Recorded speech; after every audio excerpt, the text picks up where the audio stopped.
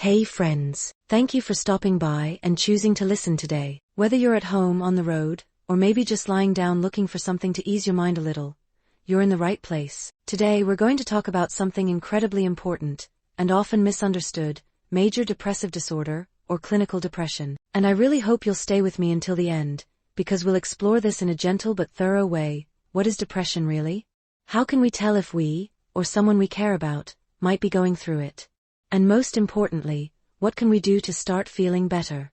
So please, stick around. You might hear something truly helpful, or at the very least, something that makes you feel a little more understood. So, what exactly is major depressive disorder? You might have heard someone say, "I'm so depressed," when they're just feeling down because it's raining or work is piling up. But what we're talking about today isn't just feeling sad. Major depressive disorder is a real medical condition, not just a passing mood. And seriously, it's a very real thing, something that can affect the way we think, feel, eat, sleep, and go through our daily life. If you're wondering whether this sounds familiar to what you've been feeling, stay with me. We'll break it down in a way that's easy to understand. And who knows, you might find yourself thinking, wow, maybe I'm not as alone as I thought. Listen closely for a moment. If you've been feeling several of these things for more than 2 weeks, and they're starting to interfere with your daily life, it might be more than just a rough patch. Some of the signs include feeling sad almost every day, losing interest in things you used to enjoy, trouble sleeping, or sleeping too much, no appetite, or eating way more than usual, constant fatigue, even without doing much, difficulty focusing, or forgetting things easily, feeling guilty all the time, or worthless, and, sometimes, thoughts about death or disappearing. You don't need to have all of these symptoms, but if some of them hit close to home, please don't ignore them. Keep listening, because we're going to talk about practical steps you can take. A lot of people ask, why do I feel like this? And the truth is, there's no single answer. It could be long-term stress, past trauma, chemical imbalances in the brain, or even genetics. Sometimes there's no clear cause, and that's valid too. You still deserve to feel better, and you still deserve to heal. Let me tell you about Dina, for example. Dina is in her late 20s, works in a creative field, and by all appearances, seems to have a good life. But she started noticing she didn't feel excited about things she used to love. She stopped meeting friends, stayed in bed longer and longer, and felt emotionally numb. There wasn't one big reason, no major tragedy, but she was experiencing depression. Stories like Dina's are more common than we realize, and they remind us that depression doesn't always look dramatic. It can be quiet. It can hide behind a smile. It can happen to people who are functional on the outside. What's important to know is, it's not your fault. It's not because you're ungrateful, or not strong enough, or lacking in faith. You're simply going through something heavy,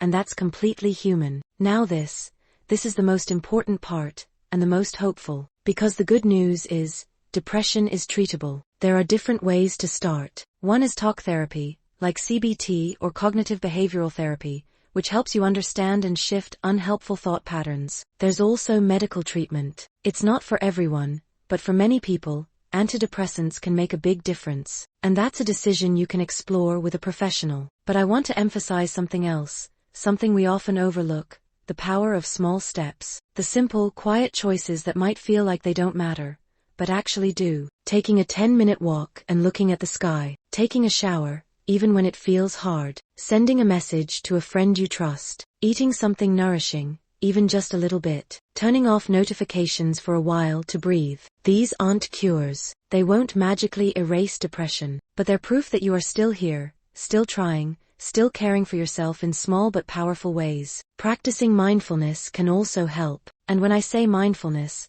I don't just mean sitting silently on a cushion. It could be paying attention to your breath when you wake up, noticing how the sunlight hits your window, or even just being aware of your thoughts without immediately believing them. It's about reconnecting with yourself, with the present, with the part of you that's still hoping. I know that when you're deep in depression, even the word mindfulness can sound like too much. You might be thinking, I can't even get out of bed, how am I supposed to be mindful? But here's the truth. Mindfulness isn't about achieving peace instantly. It's not about forcing calm. It's about noticing, just noticing. Maybe it's noticing that you're tired, or that you're breathing, or that your heart is beating, even when everything feels numb. It's these small acknowledgments that slowly help us reconnect with our lives. And over time, they can soften the heaviness. When we begin to practice even a little bit of awareness, it helps us interrupt the cycle of automatic negative thoughts. You know the ones: I'm useless, no one cares, this will never get better. Mindfulness says, wait, let's look at that thought together. Is it really true?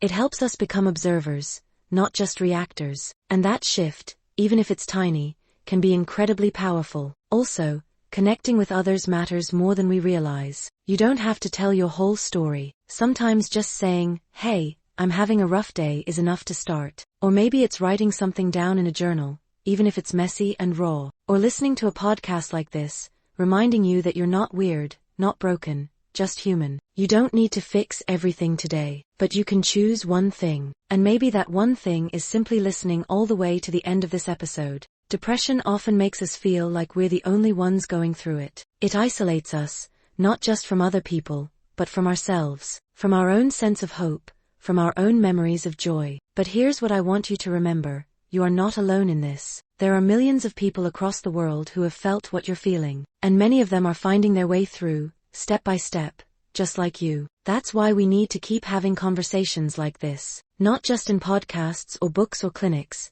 but in everyday life, between friends, in families, in communities. We need more safe spaces, spaces where we can say, I'm not okay, without fear of being judged, spaces where we can just be human, with all the mess and pain and beauty that comes with it. And that's one reason why this podcast exists, because sometimes, just hearing someone speak calmly and honestly about depression can be a relief in itself. So if this episode resonates with you, if even a small part of it feels familiar, please share it. Send it to someone who might need it. Let them know that they're not alone either. Your experience, your listening, your willingness to reflect, it all matters. And if you've made it this far, I want to say thank you. Thank you for your time, your openness, and your courage. Even if you don't feel strong right now, showing up and staying with this conversation is already an act of strength. It means you care about your well-being. It means you haven't given up. And that's something worth recognizing. Before we wrap up, I want to leave you with this gentle reminder: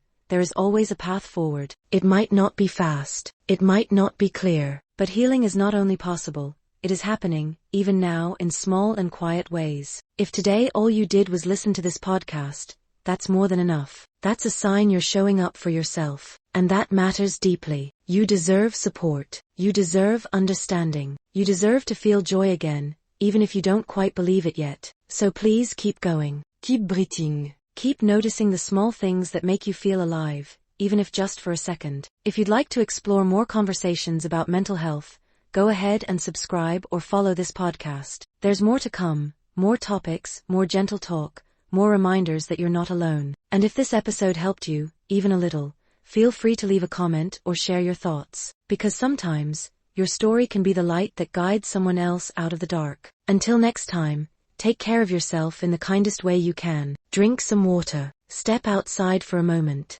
Be gentle with your rat. You've done enough for today. And I'll be here when you're ready for the next conversation. See you soon. Juve Goddis.